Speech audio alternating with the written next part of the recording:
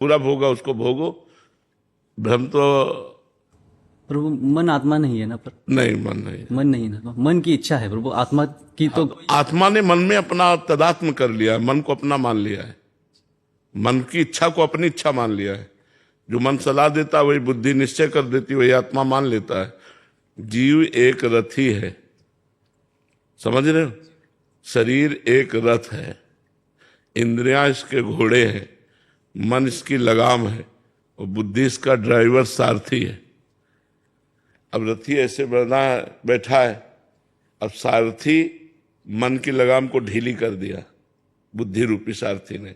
अब इंद्रिय रूपी घोड़े मत वाले होकर विषयों की तरफ भाग रहे हैं और रथी कुछ कर ही नहीं रहा। अगर वो अपने स्वरूप में आ जाए और सारथी को डांट लगा दे तो सब बात बन जाए। अब सारथी रथी के अनुसार नहीं चल रहा, मन के अनुसार चल रहा है, इसीलिए हमारी दुर्गति हो गई। तो विषयों का चिंतन करने वाला मन और इंद्रियां बंधन युक्त आत्मा, जबकि वो निर्विकार है, और भगवत चिंतन करने वाला मन और इंद्रियां मोक्ष को प्राप्त आत्मा। जब सैनिक हारते हैं तो हार किसकी होती है? राजा। राजा की होती है ना। हाँ, और सैनिक जीतते हैं तो विजय किसकी होती है? राजा की। राजा की होती है। तो ये सैनिक अगर गंदे आचरण करें तो बंधन में कौन आया? वही सुअर बना, वही कुत्ता बना, वही नीच योनियों में, वही प्रेत योनियों में, अधम योनियों को प्राप्त हुआ निर्विकार सच्चिदानंद स्वरूप आत्मा। तो इनको ठीक करने के लिए मनुष्य जन्म मिला है कि हम इनको ठीक कर लें। इनमें हमारी आसक्ति हो गई है। आज मेरा मन कहता है ये खाना है, ये खाना है, लेकिन आज मैंने ये खाया, कहता मन है और खाया मैंने, तो अहंकार विमूढ़ात्मा करता हमिति मन्यते, मैंने किया, मैंने खाया, करता और भोगता भाव, तुम मरो फिर भोगो। ये दुर्गति हो रही है अज्ञान के कारण। यद्यपि निर्लेप निर्विकार अचाह आप्त काम आत्मा है, लेकिन वो मन में तदात्म कर लिया। मन इंद्रियों में, इंद्रियां भोगों में, दुर्गति हो गई। इसीलिए तो शास्त्र स्वाध्याय सत्संग के द्वारा हम ज्ञान अर्जन करते हैं और गलत आचरणों से अपने मन इंद्रियों को बचाते हैं और भगवान के चिंतन में लगाते हैं। हम मुक्त होते चले जाते हैं। जिन जिन विषयों का त्याग होता गया उससे मुक्त हो गए। सर्व विषय त्यागी मोक्ष को प्राप्त हो गया। क्योंकि आत्मा मोक्ष स्वरूप ही है, उसे कभी बंधन प्राप्त हुआ ही नहीं, पर उसने भ्रम से अपने को बंधन में मान लिया। अब ये भ्रम जब तक, जैसे शरीर तुम नहीं हो, शरीर एक ढांचा है पांच भौतिक, लेकिन पूरा तदात्म है कि नहीं? मैं शरीर हूं। अब इस शरीर के द्वारा जो भी कर्म बनेंगे वो आत्मा को बंधन में डाल देंगे। यही आत्मा नाली का कीड़ा बन जाता है जाकर, यही देवता बन जाता है, यही भगवत स्वरूप हो जाता है। जैसे कर्म होते हैं वैसे भोगना पड़ा। और अगर इसके कर्ता और भोक्ता भाव खत्म हो जाए तो मोक्ष को प्राप्त हो जाएगा। इसीलिए साधना की जाती है। समझ में आया आपको बात? शेखर जी सहारनपुर से। राधे राधे महाराज जी। गुरुदेव भगवान श्री जी ने हमें जितनी संपत्ति, यश, मान, सम्मान दिया है, हमें उसमें सबर संतुष्टि क्यों नहीं हो पा रही? और ज्यादा इससे कभी नहीं होगी, एकत्रित करने की इससे कभी नहीं होगी, कभी नहीं होगी। क्योंकि इसका नाम माया है। माया जो कभी तृप्त ना हो, चाहे जितना भोग लो। जैसे एक पुरुष पूरे विश्व की समस्त स्त्रियों से समस्त जौ धान्य और समस्त बैंक बैलेंस का स्वामी हो जाए तो भी उसे तृप्ति नहीं होगी। संतुष्टि कब आएगी जीवन? भगवान के चरणों में जब हमारा चित्त, तो देखो केवट कह रहा है, जब भगवान के चरण पखाड़ रहा है तो कह रहा है, अब कछु नाथ ना चाहिए मोरे, दीन दयाल अनुग्रह तोरे, बहुत काल में कीन मंजूरी, आज दीन विधि भल सब पूर। बहुत काल से न जाने क्या क्या कर्म किए, आज विधान बन गया कि आपके चरण मिल गए, अब मुझे कुछ नहीं चाहिए। जब तक भगवान के चरण न मिलेंगे तब तक शांति नहीं। देखो हम कई बार कहते हैं कि अगर एक अप्सरा उतर आवे स्वर्ग की तो ऋषि मुनियों के मन चंचल हो जाते हैं। जिन्होंने अपने मन को अधीन कर लिया है उनके मन चंचल हो जाते हैं। उनका स्वामी है देवराज इंद्र, स्वामी है समस्त अप्सराओं का, लेकिन उसका मन अप्सराओं से भी अतृप्त रहा और गौतम ऋषि की पत्नी अहिल्या से गलत आचरण किया जाके।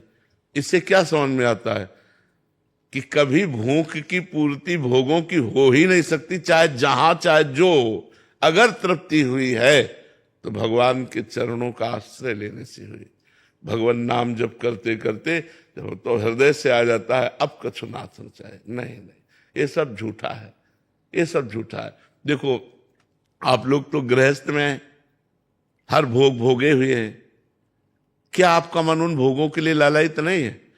क्या मन ऐसा कहता कि बस अब तृप्त हो गया?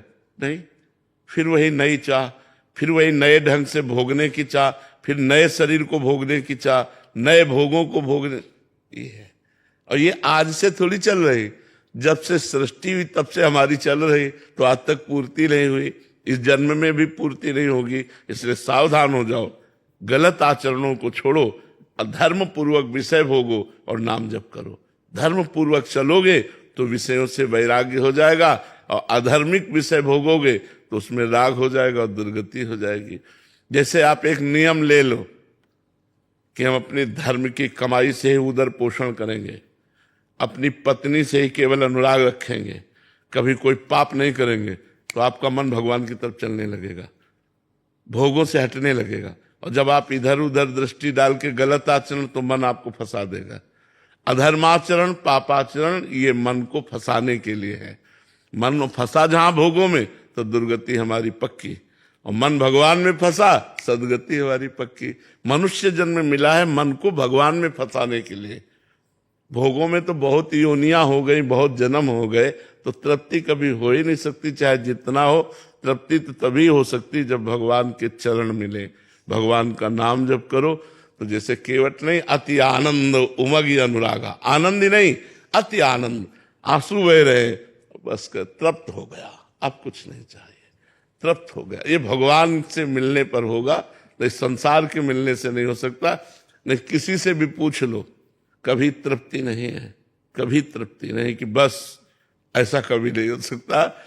आपकी मांग 1 लाख रुपया है तो उनकी 1 अरब रुपए की मांग है, उनकी 1 खरब रुपए की मांग है, वो बड़े भिखारी हैं।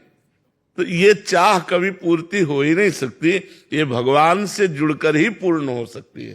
समझ पा रहे आप? दीपक कुमार जी दिल्ली से। श्री हरिवंश गुरुदेव।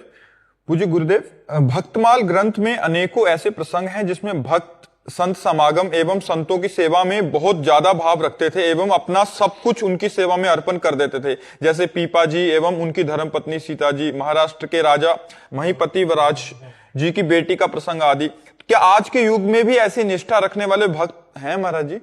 बहुत कम है। जैसा देखा गया, एक दिन पीपा जी और सीता सहचरी जी चीदर चिदरानी जी के दर्शन करने के लिए गए। गृहस्थ भक्त थे। चीदर चिदरानी जी तो द्वारिका में भगवत साक्षात्कार के बाद वहां द्वारिका में महिमा सुनी। कुछ चीदर चिदरानी जी नाम के एक भक्त है, तो वहां गए। अब वो ऐसे महान भक्त थे कि सब कुछ उनका संत सेवा में जा चुका था। मतलब यहां तक कि खाने के लिए भोजन भी नहीं था। वो भगवत आश्रित निरंतर नाम जप, और एक वस्त्र चीदर जी के शरीर में फटा पुराना धोती और एक नया वस्त्र चिदरानी जी के शरीर में था। चीदर जी ने देखा पीपा जी और सीता सहचरी आई, बहुत ही एकदम विकल हो गए कि इतने बड़े महान संत हमारे पास आए। मिले, खूब आनंद से बैठे।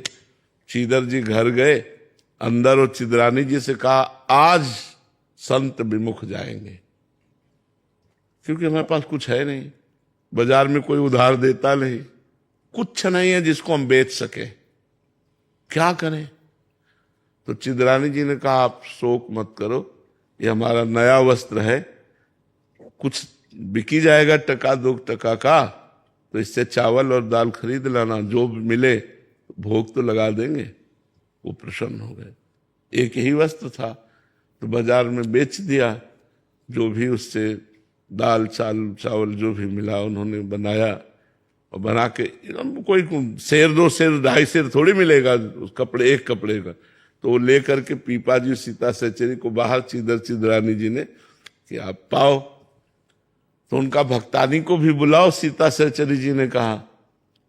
तो उनका नहीं, रहने दीजिए भक्तानी को आप। तो वो मैं लिवा के लाती हूँ। अंदर गई तो आंखों में आंसू और मुख में भगवान नाम, और रसोई में बैठे हो भगवान का चिंतन करें कि भगवान आप बड़े कृपालु हो। ऐसी स्थिति में भगवान की कृपा वो देख रहे। सीता सहचरी जी गई और उनका भक्त रानी, तो आप तो निर्वस्त्र हैं। तो उन्होंने आंख उठाई और कहा, हमने सुना था कि आपने द्वारिकाधीश का दर्शन किया है, तो हमारी आकांक्षा थी कि जब आप मिलोगी तो भगवान की रूप माधुरी का वर्णन करोगी। क्या इस नाशवान शरीर के विषय में प्रश्न किया? नंगा ही पैदा होगा, अगर नंगा ही मर जाए तो क्या फर्क पड़ता है। समझ गई घर की स्थिति देख करके कि ये वस्त्र बेच करके पीपा जी के पास गए और बोले कि हमें लग रहा था कि हम महान भक्त हैं, राजपाट छोड़ करके टाट पट्टी लगाकर भगवान का भजन करते हैं, लेकिन आज हमारा वो भी अभिमान दूर हो गया, क्योंकि हमसे महान भक्त निकले जिन्होंने हमारे स्वागत के लिए अपने तन का वस्त्र बेच दिया। ऐसे भक्तों के जो उदाहरण आते हैं, अब मतलब ऐसे ऐसे उदाहरण आते हैं जो दिमाग में काम ही नहीं करेंगे, दिमाग में ही काम नहीं करेंगे कि ऐसा कैसे हो सकता है, ऐसा कैसे हो सकता है। एक अब सीता सहचरी जी महान भक्ता, एक वो जब जाती थी तो एक सामान लेने, तो एक दुकानदार गलत दृष्टि से, रानी थी, पहले रानी थी तो कोई साधारण थोड़ी, अनुपम रूप, और फिर अब भजन में लगी थी तो और रूप प्रकाशित, तो गलत दृष्टि करता। वो अपनी दृष्टि से देख कर सब जीव हैं, अलग अलग चिंतन। एक दिन पीपा जी कहीं गए हुए थे और संत मंडली आ गई और कुछ था नहीं पवाने के लिए। सीता सहचरी जी ने सोचा आप क्या करें, तो उनको याद आया कि वो जो बनिया था वो गलत दृष्टि से देखता था। गई उसके पास और कहा आप हमारी तरफ आकर्षण की दृष्टि से देखते थे, आपका गलत विचार हमें लगा।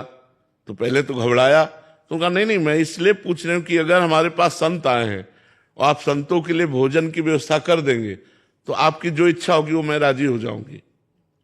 अब तो वो घी चीनी सब सामान दे दिया, गई पकवान बनाया और अच्छे से संतों को पवाया। जब संत पा चुके तो उस समय पीपा जी आ गए। पीपा जी ने सीता सहचरी से पूछा हमारे पास तो कुछ था नहीं, संतों को क्या पवाया? तो उनका अपने को बेचकर। पीपा जी के आंसू आ गए। उन्होंने कहा धन्य है जो तुम्हारी जैसी हमको मित्र मिली, पत्नी मिली। अब बैठो हमारे कांधे पे, मैं तुम्हें ले चलूंगा उसके पास। और उसकी दुकान के पास गए, उतर गए और कहा जाओ। जे ही वो गई तो चरणों में लौट गया और कान पकड़ा और कहा गलती पड़ी, कभी हम ऐसी गलती दृष्टि से आपकी तरफ ने, आप जैसे मतलब उसको ज्ञान हो गया, क्योंकि उसका अन्न संतों के पेट में गया ना, तो उसकी बुद्धि पवित्र हो गई। वो चरणों में गिरा और कहा माता आप कभी ऐसी भाव। ऐसे ऐसे चरित्र आते हैं भक्तों की, मतलब होश उड़ जाए। वो भक्तों को जितना प्यार किया संतों ने उतना भगवान को भी नहीं किया। एक बार एक भक्त के घर में ठाकुर जी विराजमान थे। धीरे धीरे वो सब संत सेवा में लगता गया, संत जन आते गए जहां श्रद्धा देखते। तो कल के लिए कुछ नहीं था, तो भक्त ने ठाकुर जी से कहा, अष्ट धातु के थे, कहा कल अगर संत आ गए व्यवस्था नहीं हुई तो हम आपको बाजार में बेचे आएंगे, ध्यान रखना। संत भूखे नहीं जाएंगे, या तो आप व्यवस्था करो, लेकिन कल हम आपको बाजार में बेचे आएंगे, ठाकुर जी से कहा। मतलब ठाकुर जी से भी बढ़कर संतों को प्यार, मोते अधिक संत कर लेखा। कलयुग है, मुझे लगता है होंगे, भगवान की सृष्टि है, पर ऐसे मतलब ऐसे बिरला ही कोई होगा, नहीं तो बहुत कठिन है, बहुत कठिन है। जो भक्तमाल में, जो रसिक अनन्यमाल में भक्तों के चरित्र में आता है, ऐसा कोई बिरला ही होगा जो संतों से ऐसा प्यार करे। नहीं तो, और जो संतों से प्यार कर ले गया वो भगवान को अधीन कर लेगा, वो भगवान को अधीन, क्योंकि भगवान के ही भाव से तो संतों से प्यार किया जाता है। तो संत भगवान की कृपा से मिलते हैं, अगर उनकी सेवा बन जाए तो भगवान की सेवा साक्षात बन गई। कहा जाता है कि भगवान को अगर पाते देखना है तो संतों को पवाओ, भगवान संतों के मुख से पाते हैं, भगवान संतों के मुख से पाते हैं। तो संतों की सेवा के जो भक्तमाल में उदाहरण है, होगी क्योंकि भगवान की सृष्टि है, होंगे ऐसे, पर बहुत बिरले होंगे, कोई ऐसे बकाया ऐसे नहीं होंगे।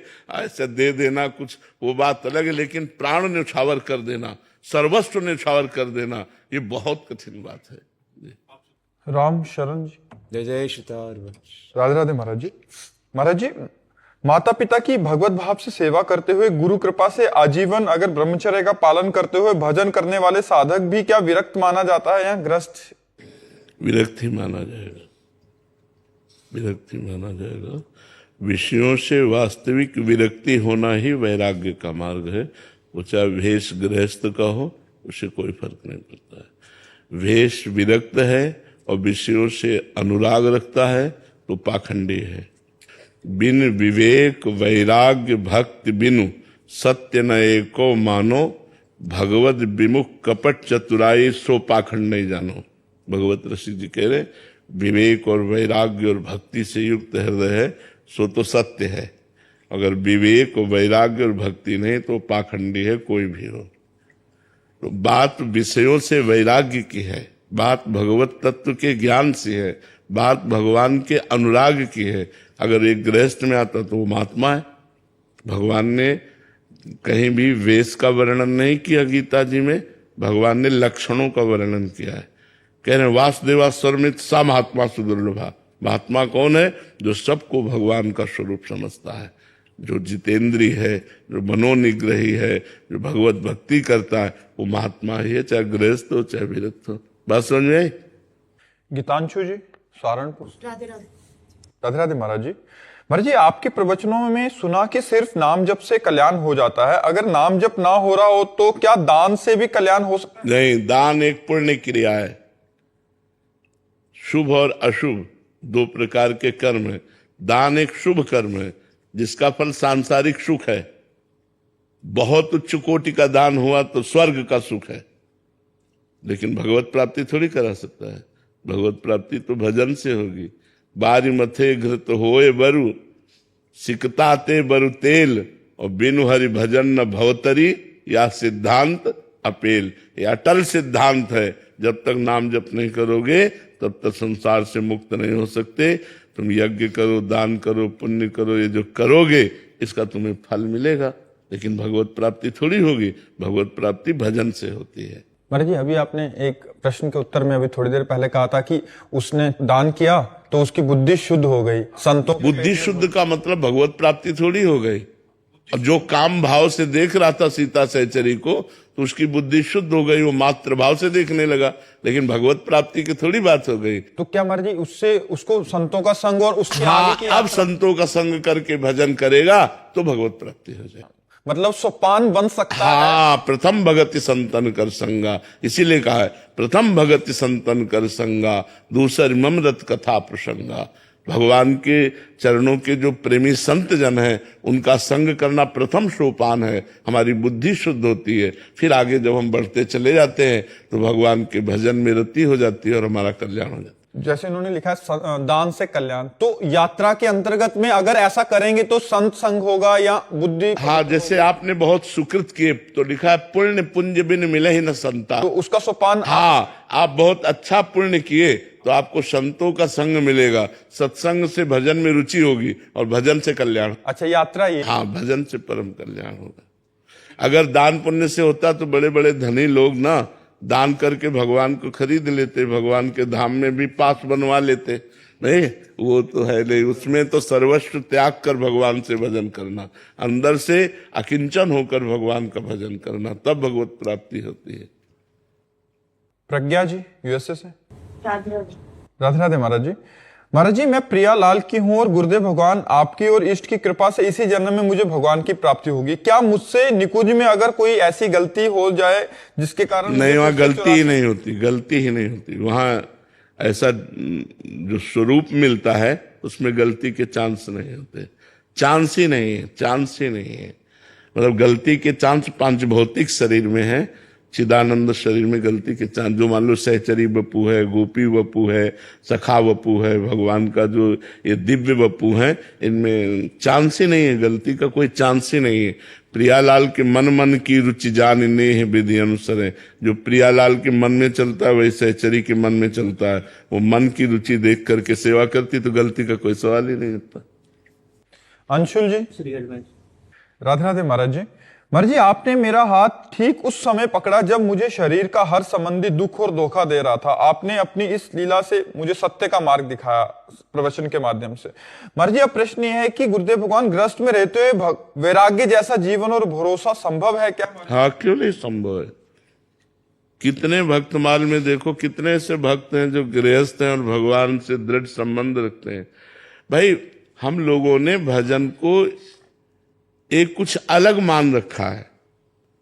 अब एक आदमी किसान है, फावड़ा चला रहा है, राम राम राम, हर फावड़े में राम राम कह रहा है, धर्म से कमा रहा है, आए हुए अतिथि संतों का भोजन, वो भगवत प्राप्त हो जाएगा। आए हुए अतिथि संतों का भोजन पान और करा रहा है, किसानी कर रहा है, भगवान का नाम जब, वो कभी माला लेके नहीं बैठता, कभी आरती नहीं करता, वो भगवत प्राप्त हो जाएगा। आप नौकरी जा रहे हैं, जाते समय नाम जप कर रहे हैं, 8 घंटे नौकरी कर रहे हैं, बीच बीच में नाम जप कर रहे हैं, 8 घंटे को कृष्णार्पणम मस्तु कर दिया, घर आए, अपने परिवार से सबसे मिले, हंसे बोले, जिससे जैसा धर्म है वैसा व्यवहार किया, खाया पिया, एकांत हो गए, भगवान का चिंतन कर रहे हैं, धर्म पूर्वक विषय भोग रहे हैं, वो भगवान को प्राप्त हो जाएगा। हमने भगवत प्राप्ति कोई ऐसा कठिन समझ रखा है, भजन को ऐसा समझ, तो कह दे फिर आप लोग, ये हमारे भाग्य में लिखा है कि विरक्त भाव से चलो और हजारों को तारने का ज्ञान प्राप्त करके हजारों को समझाओ। ये हम लोगों को अलग ट्रेनिंग दी गई, अलग मार्ग बनाया गया। नहीं, भगवत प्राप्ति के लिए सहज मार्ग है। नाथ सकल संपदा तुम्हारी, मैं सेवक समेत सुत नारी।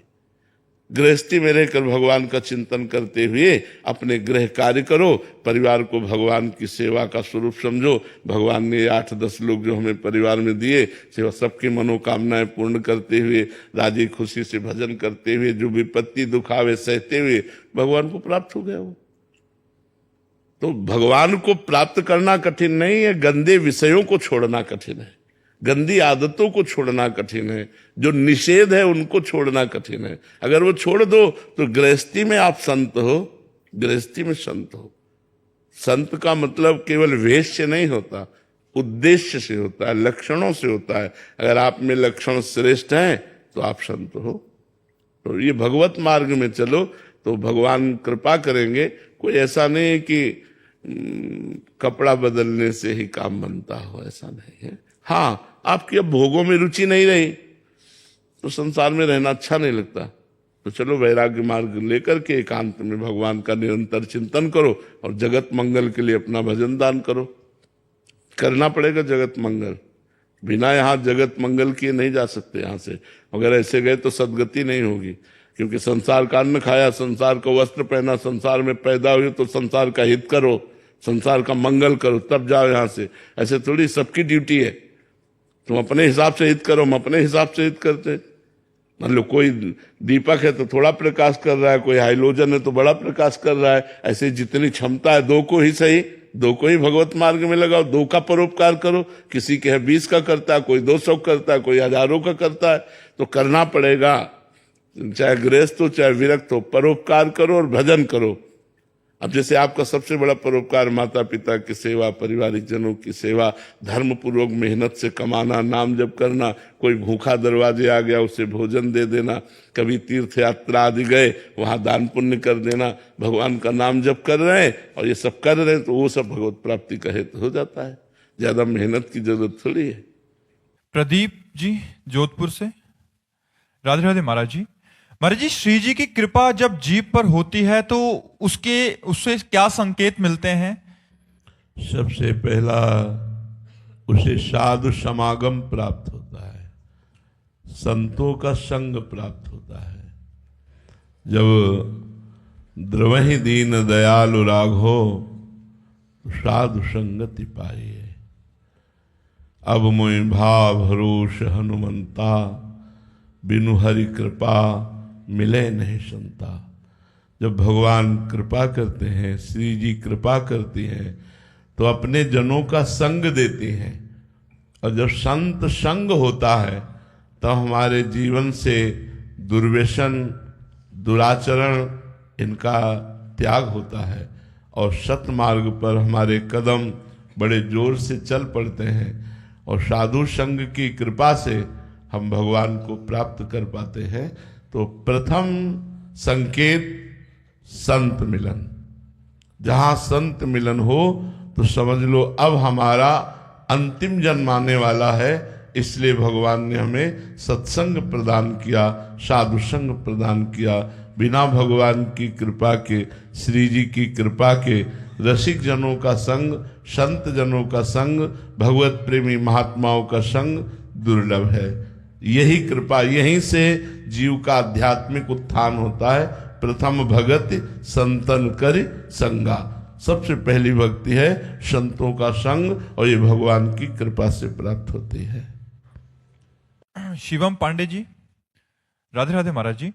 महाराज जी, क्या निरंतर भक्ति का प्रयास करने से मेरे भीतर छिपी वे सारी बुराइयां समाप्त हो सकती हैं जिन्हें मैं अपने जीवन में नहीं चाहता? लेकिन बिल्कुल बिल्कुल बिल्कुल, लेकिन लंबे समय तक। ये बुराइयां दुर्वासना मम सदा परिकर्षयन्ति, ये दुर्वासना सदैव हमको अपनी तरफ खींचती रहती है, क्योंकि अनंत जन्मों से हम इन दुर्वासनाओं के ही खेल में लगे रहे। अगर सद उपासना होती तो भगवत प्राप्ति हो जाती। दुर्वासना है इसका मतलब हमारे अंदर अज्ञान है, इसका मतलब साधना नहीं बनी भगवत प्राप्ति की। तो दुर्वासना का त्याग करने के लिए जब हम भगवत प्राप्ति की जो साधन पद्धति है उसको स्वीकार करते हैं और खूब अथक प्रयास करते हैं, तब भगवान की कृपा हो जाती है और ये विकार धीरे धीरे शांत होते हैं। ऐसा नहीं है कि आप वर्ष 2 वर्ष साधना करें और आप बिल्कुल निर्विकार हो जाएं, ऐसा नहीं है। दीर्घ काल तक ये विकार स्फुरित होते रहते हैं। अगर कुसंग बन जाए तो दीर्घ काल तक साधना करने के बाद भी ये भ्रष्ट कर सकते हैं। ये विकार कोई साधारण नहीं, काम क्रोध लोभ मोह मद मत्सर। इसलिए दीर्घ काल तक भगवान का स्मरण करते हुए, कुसंग का त्याग करते हुए, पवित्र आचरण, पवित्र विचार, पवित्र भोजन, तो फिर हम दुर्वासना पर विजय प्राप्त कर सकते हैं। ये दुर्वासना बहुत ऊंचाई तक जाती है। ये मत समझ लेना कि 2-4 वर्ष के भजन से शांत हो जाती है, नहीं, बहुत ऊंचाई तक जाती है और आजीवन सावधान रहना चाहिए। दुर्वासना कभी भी पटक सकती है, किसी को भी पटक सकती है। इसलिए भगवान का चिंतन करते हुए सदैव डरते रहना चाहिए। यही डरे ही डरपि हरिवंश हित, जिनो भ्रमय गुण सलिल पर, जिह नामन मंगल लोक तिहु, सुहरिपद भज न विलंब कर। जिनका नाम तीनों लोकों का मंगल करने वाला है, ऐसे भगवान के चरणों का आश्रय लो और डरते रहो कि कहीं ये त्रिगुणात्मिका माया हमें भोगों में न फंसा दे, हमें कहीं भ्रष्ट न कर दे। लंबे समय तक यदि अभ्यास किया जाए, सत विचार, सद आचरण, सत्संग, तो ये असत विचार, असत आचरण, असत संग का त्याग हो जाएगा, तो दुर्वासना नष्ट हो जाएगी। इंदु जी, जोधपुर से, राधे राधे महाराज जी। महाराज जी, सत्संग मंडली के माध्यम से भक्ति मार्ग में प्रवेश पाकर मेरा जीवन धन्य हुआ और उसी संग से मैं आध्यात्मिक रूप से आगे बढ़ पाई हूं। अब अंतःकरण एकांतिक भक्ति की ओर प्रेरित हो रहा है, किंतु समय की सीमाएं मार्ग में बाधा बन रही हैं। ऐसी स्थिति में क्या किसी का मन दुखाकर दूरी बनाना उचित है? प्रभु की कृपा से नहीं, हमें तो ऐसा नहीं लगता कि हमारा अगर एकांतिक भजन है अंदर का, तो हम बाजार में भी कर सकते हैं, हम नौकरी करते हुए भी कर सकते हैं, हम हर स्थिति में भजन कर सकते हैं। भजन के लिए भागकर कहीं एकांत जाने की जरूरत नहीं है। जहां हो वहीं भजन का अभ्यास करो। जिस परिस्थिति में हो उसी परिस्थिति में भजन करके निकल जाओ, तो तुम्हें माया परास्त नहीं करेगी। भागकर कहाँ जाओगे?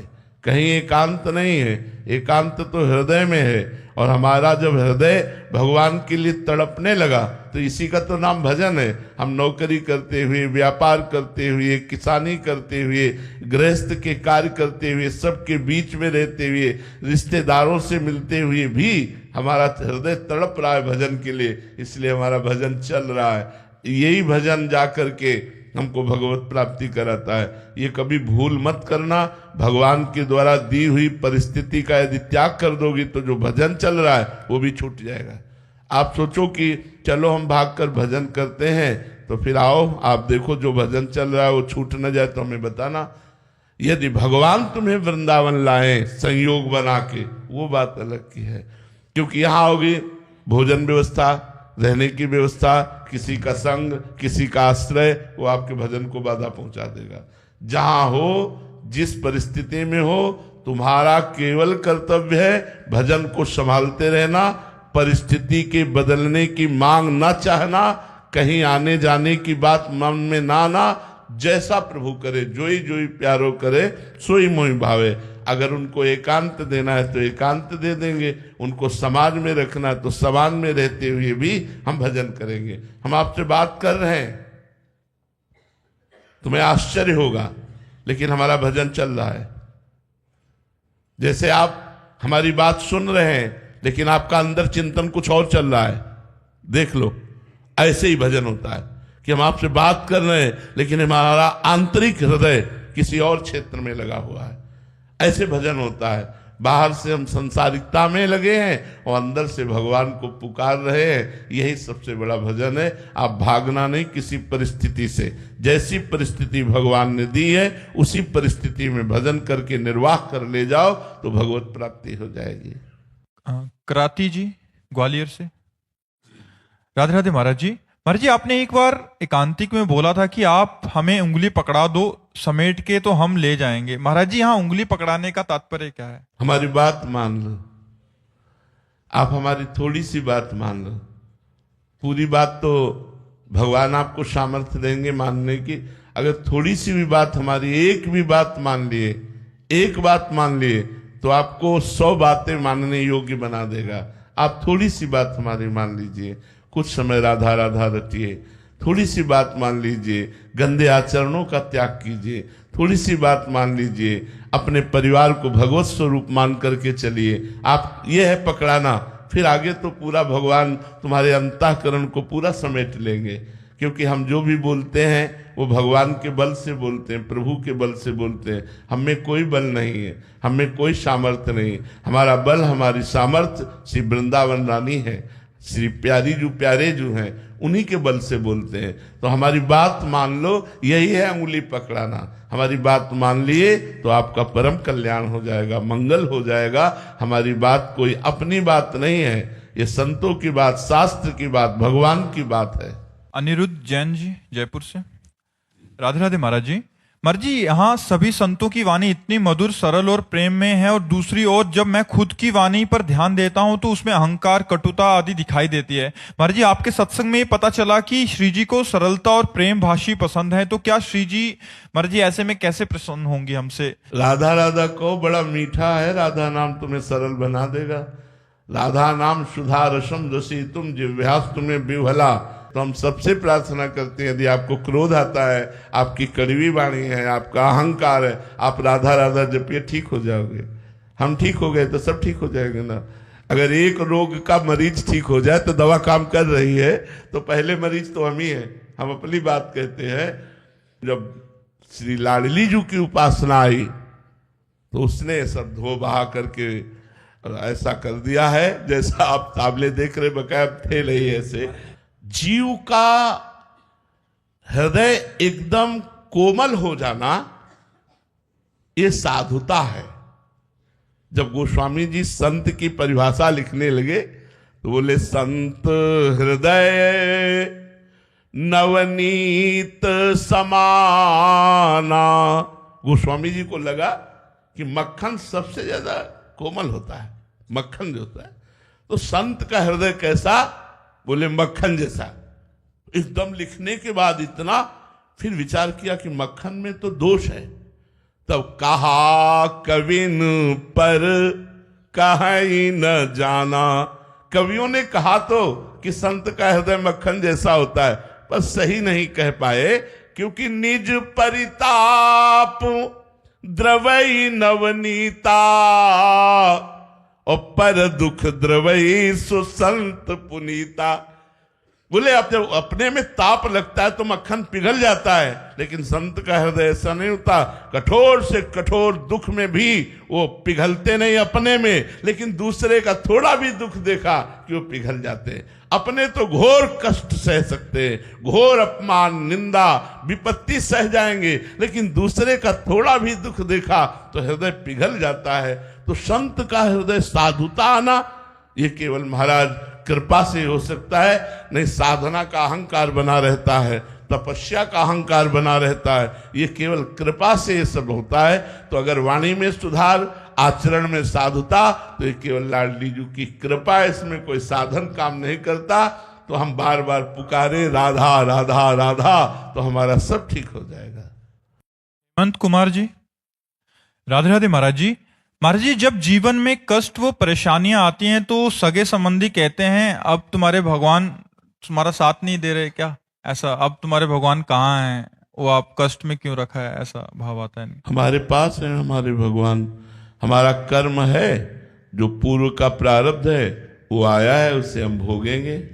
उस समय क्या भगवान नहीं, क्या आनंद में भोगेंगे। चूंकि अभी भक्ति रंग नहीं लाई ना, इसलिए ये प्रश्न आ गया, नहीं तो भक्ति रंग लाती है। हमारे भगवान हमारे साथ है, हमारा प्रारब्ध शरीर का भोग है, लेकिन भगवान मेरे साथ हैं। जो प्रश्न करता हो कि अब तुम्हारे भगवान कहाँ गए, तो हम बिल्कुल उत्तर देते हैं हमारे साथ है भगवान। देख, अगर आंख तेरे है तो देख, मेरा भगवान मेरे साथ है, ये मेरा प्रारब्ध कुछ नहीं बिगाड़ पा रहा। तो अभी भक्ति रंग नहीं लाई, इसलिए आप चुप हो गए। कोई विपत्ति या कोई संकट या कोई, हर समय मेरे भगवान मेरे साथ रहते हैं। हाँ, मेरे पूर्व कुछ पाप कर्म थे, उनको भोगवा कर भगवान हमें पवित्र कर रहे, ये हमारे ऊपर भगवान की बड़ी कृपा है। इसका मतलब ये थोड़ी है कि हम सुखी हैं तो भगवान हमारे साथ हैं, दुखी हैं तो भगवान हमारे साथ नहीं। दुख में तो भगवान विशेष भक्त का साथ देते हैं, लेकिन भक्त हो तब ना समझ पावे। अभी तो भक्ति की शुरुआत ही नहीं ठीक से हुई है। भक्त हो जाओगे तो कदम कदम पर तुम्हें प्रभु का, जैसे अब हम तुम्हें कैसे बताएं बच्चा, जैसे माँ को पता होता है कि बेटे को इस समय क्या पवाना चाहिए, क्या पिलाना चाहिए, कैसे, छोटे बच्चे को, ऐसे भगवान प्यार करते हैं। कोई मिनट ऐसा नहीं जिस मिनट में मुझे पता न चलता हो कि मेरी प्रियाजू मुझे कितना प्यार कर रही, मेरे ठाकुर मुझे कितना प्यार करते हैं। हम तुम्हें कैसे बतावें, पर तुम्हारे प्यार करने वाले और कोई है ना, इसलिए तुम नहीं समझ पाते। यदि ये हो जाए कि मेरे तो गिरधर गोपाल दूसरों न कोई, तो हमारे प्रभु का प्यार समझ पाओगे कि वो कितना प्यार करते हैं। विपत्ति भी वो कृपा से दे रहे हैं, दुख भी वो कृपा करके दे रहे हैं, ऐसा अनुभव होने लगेगा। जय हो नाथ, अगर आप ये ना करते तो प्रभु मेरी ये जो आज दशा है ये दशा ना होती। अगर किडनी फेल ना होती तो जो आज है वो नहीं होता। तुमसे पक्का कहते हैं नहीं होता। न तुम हमें देख पाते न हम तुम्हें देख पाते, कुछ और ही होता। हम कभी नहीं रुक सकते थे, कभी नहीं रुक सकते थे। हमारा एकांतिक स्वभाव, गंगा के किनारे का वास करने वाला, ये भीड़, ये समाज बिल्कुल नहीं स्वीकार करते। लेकिन किडनी फेल है तो अब डायलिसिस गंगा किनारे तो होगा नहीं, डायलिसिस तो व्यवस्था में ही होगा। तो अब समझो इतना बड़ा सिस्टम भगवान के बिना चल रहा है क्या? दोनों किडनी फेल है, भगवान के बिना हम बोल रहे हैं क्या? तो मेरे भगवान मेरे साथ हैं, प्रतिपल मेरे साथ हैं, और भगवान भक्त के साथ रहते हैं। भक्तन पीछे यो फिरत जो बछड़ा संगाय। पर बात यह कि आपका मुख भगवान की तरफ नहीं है, आपका मुख संसार की तरफ है, भगवान की तरफ पीठ है, इसलिए आप भगवान की कृपा और भगवान के दुलार को नहीं देख पा रहे। यदि भगवान के सन्मुख हो जाओ तो अभी तुम्हें पता चलेगा भगवान कितना प्यार करते हैं। हर क्षण प्यार ही प्यार उड़ेल रहे, वो कृपा और प्यार के समुद्र हैं भाई। ऐसी बात ना कहो कि विपत्ति में अब तुम्हारे भगवान कहाँ चले गए। और जी, संसार में यही मान्यता है कि थोड़ा सा भी कष्ट आई, प्रतिकूलता आई, भगवान से प्रार्थना किया तो वो सारी प्रतिकूलताएं ठीक हो गई। ये एक मान्यता है कि ऐसा होगा। ऐसा नहीं है, ऐसा नहीं है। अगर प्रारब्ध में आपके दुख लिखा है तो भगवान दुख का संयोग देंगे, लेकिन आपको सहने की सामर्थ्य देंगे। भगवान आपको सामर्थ्य देंगे, आपको विवेक देंगे।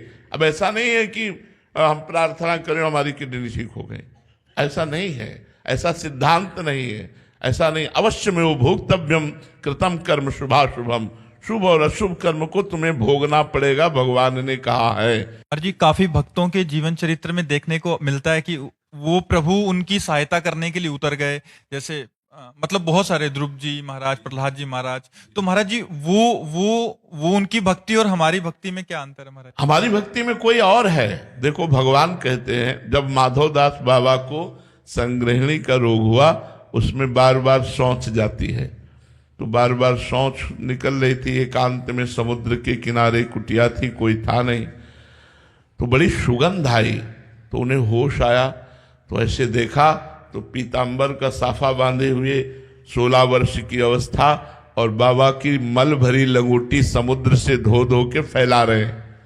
काहे, कौन हो आप? जे ही देखा भगवान कमलनयन, अरविंदाक्ष, श्याम सुंदर, तो रो पड़े बाबा। क्या रे, आपके लिए तो हमने अपना जीवन अर्पित किया है, आप ये क्या कर रहे हो? प्रभु आप हमारी लंगोटी धो रहे हो? तो भगवान ने कहा, बाबा तुम्हारा कोई और है क्या? बोले आपके सिवा तो कोई और है नहीं। तो बोले जब मेरे सिवा कोई और है नहीं तो मैं ही तो सेवा करूंगा ना। भगवान स्वयं माधवदास जी की लंगोटी धो रहे, भगवान स्वयं अर्जुन जी का रथ हाँक रहे। भगवान कहते हैं, पग चापू और सेज बिछाऊं, नौकर बनूं हजाम, हाकू बैल बनो गडवारो, बिना तनख्वाह रथवान, यही तो मेरे मन में ठनी, भगत मेरे मुकुटमणि। कैसी बात करते हो, थोड़ी सी भक्ति करो तो भगवान कृपा ही कृपा कर रहे हैं। हाँ, ये है कि हमारे बहुत पूर्व के पाप हैं जो हमें दुख देने के लिए आ रहे हैं, लेकिन हम भगवान से यदि जुड़ जाएं तो हम इन दुखों से पार हो जाएं। इसीलिए सबसे कहते हैं, राधा राधा रटो, राधा राधा नाम जप करो, जिससे तुम्हारा मंगल हो जाए, क्योंकि वो पाप कर्म हमें दंड देने के लिए बिल्कुल बलवान होकर तैयार हो रहे हैं। यदि भगवान की शरण में है तो आएगा, लेकिन बहुत कम होकर आएगा, और हम सह पाएंगे, हम टूटेंगे नहीं, हम विपत्ति को पार कर जाएंगे। पर ऐसा नहीं है कि हम भगवान से प्रार्थना की तो हमारे सारा दुख नष्ट हो गया, ऐसा नहीं है। जो प्रारब्ध भोग बड़े बड़े सिद्ध संतों को भोगना पड़ा, जैसे रामकृष्ण परमहंस जी के गले में कैंसर था, अब भोगना पड़ा, बड़े बड़े संतों को भोगना पड़ता है। ये भूमि ऐसी है, इसका ये कर्म भूमि है। अपने अपने कर्मों का भोग भोगो, नए कर्म करो। तो हमें विचलित नहीं होना चाहिए दुख आने पर कि भगवान कहाँ गया, अब तो हमारे दुख को नहीं मिटा रहा है, ऐसा नहीं है। वो देख रहे हैं, वो कृपा कर रहे हैं। देखो, इतने बड़े महाभागवत पांडवों की पत्नी सभा में निर्वस्त्र की जा रही, इतने बड़े भगवान को प्यार करने वाले पांडव, 12 वर्ष का वनवास, 1 वर्ष का अज्ञातवास